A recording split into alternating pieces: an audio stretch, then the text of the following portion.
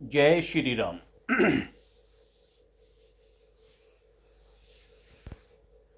पिछले 2 एपिसोड से मैं आपको इस मानव जीवन को उन्नत करने के लिए कुछ बिंदु बता रहा हूं। मैंने पिछले 2 एपिसोड्स में बताया कि अगर एक मानव, एक व्यक्ति जो इस संसार में है, वो अगर इन 4-5 चीज़ों को छोड़ दे तो अपनी उन्नति का मार्ग प्रशस्त कर सकता है। उसमें मैंने कहा था, कंपैरिजन न करे, आलोचना न करे, शिकायत न करे, रिग्रेट न करे। इस तरह से मैंने आपको कुछ बिंदु बताए। आज मैं उसी क्रम में फिर भी आगे और बढ़ना चाहता हूं। एक हमने प्राय ये सुनते हुए, कहते हुए सुना है कि इस संसार में क्या है, कुछ भी नहीं है, खाली हाथ आए हो, खाली हाथ जाना है। ये जो एक वाक्य है ना, खाली हाथ आए हो, खाली हाथ जाना है, ये एक शब्दावली है और ये कमजोर लोगों की शब्दावली है, जो प्राय जो कुछ भी है उसमें ही संतुष्ट रहना चाहते हैं, कोई एक्स्ट्रा एफर्ट्स नहीं करना चाहते, उन्नति के मार्ग को प्रशस्त नहीं करना चाहते। तो ये कह के अपनी जान को छुड़ा लेते हैं, अरे क्या है, कोई सब कुछ चल तो रहा है, इस संसार में तो खाली हाथ ही आए थे, खाली हाथ जाना है। अरे ये बात तो सिकंदर भी जानता था कि खाली हाथ आए हैं, खाली हाथ जाना है।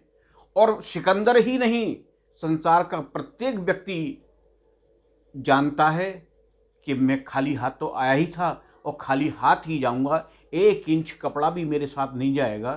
तो फिर वो क्यों इस संसार में लगा रहता है, कुछ पुरुषार्थ करने को, कुछ प्राप्त करने को? क्या भौतिक वस्तुओं की प्राप्ति ही सब कुछ है? नहीं, ऐसा नहीं है। हम ये कह के हम अपने विश्वास को खो देते हैं, हम अपने बिलीफ को एक उठा के अलमारी में रख देते हैं। और जिस दिन व्यक्ति अपने बिलीफ को, अपने विश्वास को, अपने आत्मविश्वास को उठा के रख देता है, उस समय उसका एटीट्यूड बिल्कुल धराशायी हो जाता है, उसका एक्शन खत्म हो जाता है और वो जहाँ है लगभग वहीं रहता है। उन्नति का मार्ग तो मिलना बहुत दूभरी हो जाता है। हमें हर वक्त, हर समय ऐसा ही नहीं कि केवल मार काट, ये लूट वो कर, ये करने से ही उन्नति प्राप्त होगी या हमारा वैभव बढ़ेगा। नहीं, केवल एक विश्वास कि मैं श्रेष्ठ हूं, मैं राजा हूं, मैं इस चीज को प्राप्त कर सकता हूं, तो उसकी ओर अगर उसके मन में ये विश्वास पूरी तरह से जागृत हो जाए और वो इसको अपना दृढ़ निश्चय कर ले, उसी क्षण उसका एटीट्यूड चेंज हो जाएगा। और जब आदमी का एटीट्यूड चेंज होता है तो उसका एक्शन भी बदल जाता है और फिर वो उसी पथ पर चलता है जो वो सोचता है और उसे प्राप्त भी करता है। मैं इसको एक छोटी सी बात के माध्यम से आपको सामने रखता हूं। सन 2010 तक वनडे में किसी ने डबल सेंचुरी नहीं लगाई। तब तक सबको ये लगता था केवल 50 ओवर का मैच है, ये इसमें 1 सेंचुरी बन जाए यही बहुत बड़ी बात है, और लोग 100 पे भी आउट हो जाते थे। तो डबल सेंचुरी तो कल्पना ही नहीं करते, सोचते ही नहीं थे। लेकिन एक व्यक्ति आया इस संसार में और उसने मन में ये विश्वास अपने में कहीं न रखा, ये दृढ़ निश्चय किया कि हो सकता है कि ऐसा भी संभव हो, और उसने करने का प्रयास किया और किया। वो था सचिन तेंदुलकर। उसने 2010 में पहली बार उसने डबल शतक लगाया। इस लक्ष्य को प्राप्त करने के लिए तब तक पूरे संसार में 3000 के लगभग वनडे हो चुके थे, तब तक किसी पे डबल शतक नहीं लगा। और जब उसको करते देखा सामने सहवाग खेल रहे थे। उन्होंने देखा जब ये कर सकते हैं तो मैं भी कर सकता हूँ, और उनमें वो एटीट्यूड आया, उन्होंने वो एक्शन आया, तो उन्होंने भी नेक्स्ट ईयर डबल शतक मार दिया। और जब सहवाग मार रहे थे तो उसको बालकनी में बैठकर रोहित शर्मा भी देख रहे थे, तो उन्होंने भी एक नहीं, दो नहीं, 3 डबल शतक वनडे में लगाए। तो ये केवल बिलीफ का खेल है, विश्वास का खेल है। जब विश्वास इस आत्मा में दृढ़ होता है तो आदमी का एटीट्यूड चेंज होता है, और जब एटीट्यूड चेंज होता है तो उसका एक्शन चेंज होता है, और एक्शन ही सब कुछ कराता है। तो इसलिए मैं विशेष रूप से आज उन अपने छोटे बच्चों से जो अभी स्टूडेंट हैं उनकी ओर इंगित करके मैं ये कहना चाहता हूं कि अपने विश्वास को विश्वास बनाकर रखो। अपने विश्वास को कहीं भी हिलने मत दो, और बिल्कुल ऐसा सोचो, अरे पतंग तो एक दिन कचरे के डिब्बे में जाती है, लेकिन उससे पहले उसे आसमान छूना होता है। तो बच्चों, ये बात दिमाग में रखनी है कि हमें क्लास टॉप करनी है। दिमाग में जैसे ये आपने एक बिलीफ पैदा किया, तो आपका कम से कम वो एटीट्यूड तो चेंज होगा, आप उस दिशा में आगे तो बढ़ेंगे। आप अरे नहीं, मैं तो एक एवरेज स्टूडेंट हूँ, मैं कहाँ बस ये पास हो जाऊँ, इस तरह से कुछ नहीं होता। जब आदमी में दृढ़ विश्वास होता है तो वो उसको उस परिणाम तक ले जाने में सक्षम हो जाता है। एक सौदागर लगभग मृत्यु के कगार पर था। उसने सोचा कि मैं क्या करूं, अपने बच्चे को क्या दे जाऊं। मैंने तो जैसे तैसे अपना जीवन काट लिया। वो हीरे का काम करता था, तो 2 हीरे अपने बच्चे को देकर उसने कहा कि बेटे, ये मैं 2 हीरे दे रहा हूं, इसमें एक कांच का टुकड़ा है और एक हीरा है, और इनको अपने पास रखना और अपना जीवन यापन करना, और जैसे समझो इससे अपना जीवन आगे बढ़ाना। और वो सौदागर मर गया। उस बच्चे को उन 2 कांच के टुकड़ों में, जिसमें एक हीरा और एक कांच का टुकड़ा बताकर उसका पिता मरा था, एक कॉन्फिडेंस जागृत किया कि मैं अब इनके माध्यम से इस संसार का सबसे ज्यादा धनी व्यक्ति बनूंगा। कैसे बनूंगा? तो उसका एटीट्यूड चेंज हुआ और उसने उस काम में से काम निकाला। उस समय छोटी छोटी रियासतें हुआ करती थी, छोटे छोटे जागीरदार हुआ करते थे। तो वो दोनों कांच और हीरे को लेकर पहुंचता किसी दरबार में और जाके राजा के सामने पेश करता कि हुजूर, ये 2 हीरे हैं, इनमें एक कांच का टुकड़ा है और एक वास्तव में हीरा है। अगर इसकी कोई परख कर दे कि कौन सा कांच का टुकड़ा है, कौन सा हीरा है, तो मैं इसको छोड़ दूंगा, अन्यथा इसके बराबर की मुद्रा मुझे देनी होगी। और उसकी शर्त को राजा, क्योंकि अपना सम्मान समझकर स्वीकार करते थे, अपने राज्य के जौहरियों को बुला बुलाकर उसको दिखवाते थे। पर वो तो वास्तव में दोनों हीरे ही थे, तो कोई नहीं बता पाता था कि इसमें से कौन सा हीरा है और कौन सा कांच का टुकड़ा है। वो तो यही जवाब देते थे कि दोनों हीरे हैं। और वो वहाँ से जीत जीत कर धनराशि लाता रहा और एक दिन बहुत बहुत धनी व्यक्ति बन गया। एक दिन वो वहाँ से गुजर रहा था तो उसने देखा कि एक व्यक्ति जो सब कुछ राजपाट खो गए, गरीब था, लेकिन उसके मन में अभी तक वो राजा होने का सुरूर सवार था। तो वो एक पेड़ की छांव में बैठकर कुछ आदमियों को जोड़कर अपना राज्य जैसा संचालन करते हैं वैसे ही सभा लगाए हुए था। तो उसने कहा कि यहाँ भी मैं अपना भाग्य आजमा के देखता हूँ, मिलना तो कुछ है नहीं, लेकिन फिर भी।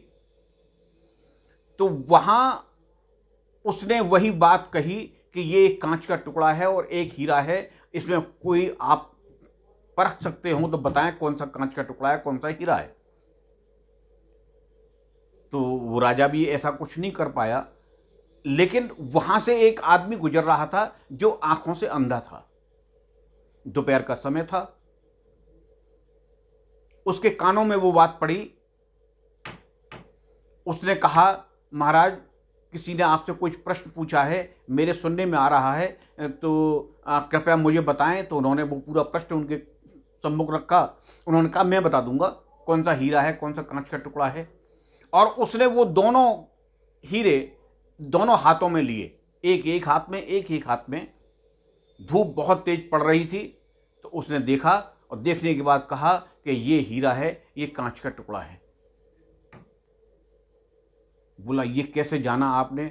बोले कि हीरा कभी भी धूप में गर्म नहीं होता, कांच का टुकड़ा शीशा है, ये गर्म हो जाता है, तो ये कांच का टुकड़ा है। और वास्तव में वो कांच का ही टुकड़ा था। उसके पिता ने उसको दोनों हीरा करके ही दिए थे कि ये देखने के लिए कि ये अपना जीवन, वो तो खैर मर गया, लेकिन ये कैसे, किस तरह से इससे अपना रोजगार पैदा करता है। तो ये एक बिलीफ और एक विश्वास की बात है कि आदमी अपने जीवन काल में, अगर शेर जंगल का राजा क्यों है? क्यों? क्योंकि वो अपने मन, उसको ये विश्वास है कि मैं राजा हूं। सबसे कहा जाता है शेर सबसे बड़ा है। अरे न तो लंबाई में बड़ा है, उससे बड़ा तो जिराफ होता है, न वो आकार में बड़ा है, उससे बड़ा हाथी होता है, और भी बहुत से जानवर होते हैं। लेकिन उसमें एक कॉन्फिडेंस, एक विश्वास, एक उसका बिलीफ सिस्टम इतना मजबूत है कि वो ये जानता है कि मैं राजा हूं तो राजा हूं। हाथी आज तक ये नहीं जान पाया, ना ये समझ सकता कि मैं राजा हूं। वो हमेशा शेर के सामने आकर डिफेंसिव ही रहेगा। और शेर किसी के भी सामने अगर पहुंच जाए, चाहे उसे छोटा हो चाहे बड़ा हो, वो हमेशा उसका एटीट्यूड ऑफेंसिव ही रहेगा और वो राजा की तुल्य उसको भूमिका अपनी अदा करेगा। केवल विश्वास मात्र से ही आदमी आगे बढ़ सकता है। हमें कितना भी कोई पैसे दे के हमारी संतति में, हमारी क्रम में, हमारे पूर्वज हमें कुछ भी दे जाएं, अगर हमें विश्वास नहीं है, कॉन्फिडेंस नहीं है, हम कुछ कर नहीं सकते, हम बताओ, हमारा एटीट्यूड चेंज नहीं होता, तो हम जो कुछ मिला है उसको भी हम खा पी के बराबर कर देंगे और आगे नहीं बढ़ सकते। अगर हमें आगे बढ़ना है, आगे बढ़ना केवल धनोपार्जन नहीं है। अरे जैसे आए हैं जाना वैसे ही है, ये तो सबको पता है, इससे कोई मतलब नहीं है। लेकिन आप ये सोचें कि आपको इस संसार में आकर क्या करना है। आपको मानव देह प्राप्त हुई है, तो आपको किस तरीके से अपने आप को सबके सामने प्रस्तुत करना है। और उस प्रस्तुति के लिए क्या आप एक लाचार, अनाथ और गरीब बनकर पेश होंगे तो क्या आपकी इज्जत होगी? ये बस यही एक मसला है कि आपको दिन प्रतिदिन इस तरह का अपना कर्तव्य निर्वहन के साथ साथ एटीट्यूड बनाना है कि आपके हर प्रत्येक कार्य से आप दिन प्रतिदिन समाज में स्थापित होते जाएं, ऊंचाइयां प्राप्त करते जाएं। ऊंचाई केवल धन से ही प्राप्त नहीं होती, ऊंचाई विचार से प्राप्त होती है, आपके कार्य प्रणाली से प्राप्त होती है, आपके एटीट्यूड से प्राप्त होती है, आपके प्रेजेंटेशन से प्राप्त होती है। आपके जो प्रस्तुति है, अपने आप की प्रस्तुति ही अपने आप में एक बहुत बड़ी कला है।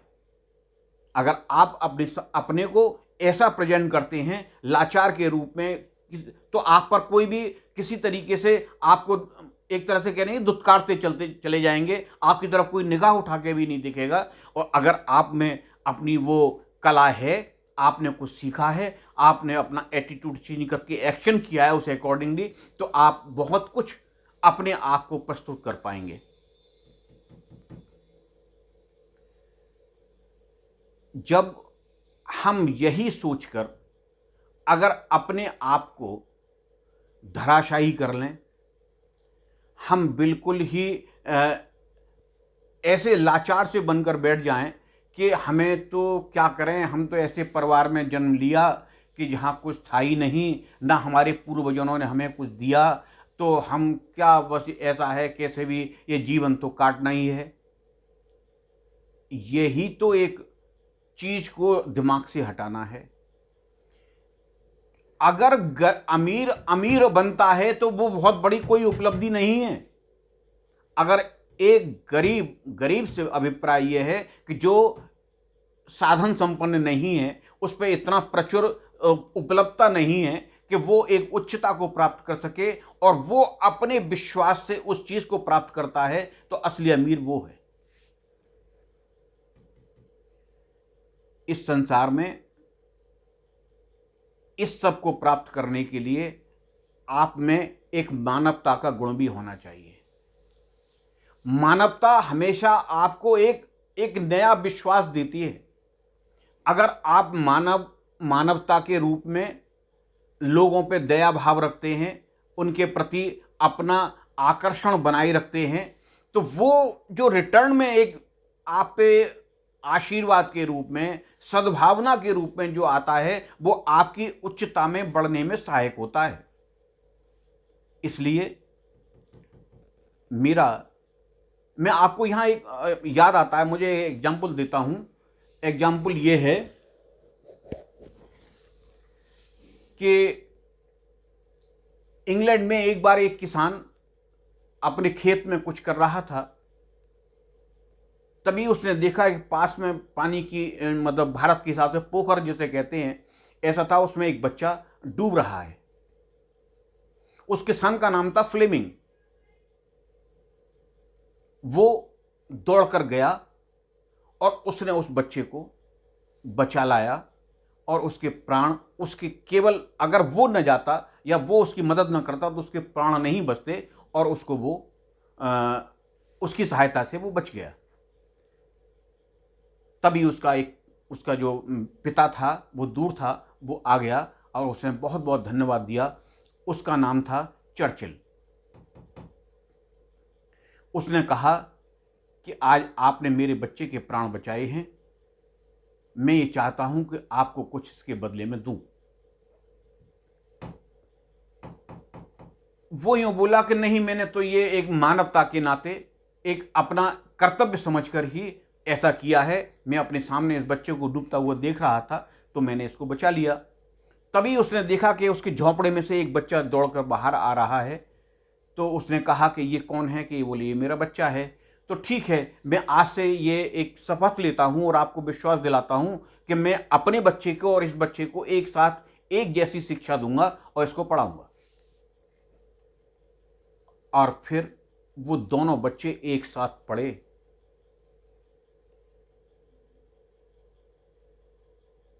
वो जो फ्लेमिंग किसान जिसने बचाया था, उसका बच्चा आगे चल के मेडिकल कॉलेज में, विंस्टन चर्चिल मेडिकल कॉलेज में उसको पढ़ाया गया और वो संसार का एक बहुत बड़ा वैज्ञानिक अलेक्जेंडर फ्लेमिंग के नाम से प्रसिद्ध हुआ। और उसने ईजाद की क्या? पहली एंटीबायोटिक जिसे कहते पेनिसिलिन। और जो जिसको बचाया था वो बच्चा बहुत बीमार हुआ और उस बीमार बच्चे को वही उसके द्वारा ईजाद की हुई पेनिसिलिन दी गई, उससे उसकी जान बची और वो उस ब्रिटेन का प्रधानमंत्री बना, विंस्टन चर्चिल। तो आप इस उदाहरण से मेरा कहने का अभिप्राय यह है कि आपको इस प्रारब्ध, भाग्य, जो कुछ भी मैं पिछले एपिसोडों में आपको बताता आया हूं, यह भी अपने आप में एक स्थान तो रखता है। लेकिन अगर खड़ी हुई गाड़ी में जब तक हम एक्सीलेटर नहीं लगाएंगे, जब तक उसको स्टार्ट नहीं करेंगे, तो वो गाड़ी कितनी भी सुंदर हो, कितने भी करोड़ की हो, वो चलेगी नहीं। इसलिए उसको चलाने के लिए, उसके मूवमेंट के लिए, उसको गति देने के लिए और ऐसी गति देने के लिए कि जो गति उसको उच्चता की ओर ले जाए, वो है आपका बिलीफ और एटीट्यूड। तो इसलिए मेरा आपसे ये निवेदन है कि विशेष रूप से आज स्टूडेंटों के लिए मैं कहना चाहता हूं कि वे अपने आप में एक विश्वास पैदा करें और अपना एक लक्ष्य निर्धारित करें कि मुझे मेडिकल में जाना है। जैसा भी जिसका टेस्ट है, जैसा भी जिसको मन से अंदर से प्रेरणा होती है कि मुझे इंजीनियर बनना है, मुझे सीए बनना है, मुझे डॉक्टर बनना है, मुझे वैज्ञानिक बनना है, मुझे जो कुछ भी करना है, वो एक विश्वास अभी से पैदा करें और उसको प्राप्त करने के लिए जो भी मार्ग है उसकी ओर बढ़ने का हर संभव प्रयास करें। यही विश्वास उनको उस अपने लक्ष्य तक ले जाएगा। यही मैं आज उनको शिक्षा देना चाहता हूँ। आगे के एपिसोड में मैं कुछ और लेकर आपके सामने हाजिर होऊंगा। धन्यवाद।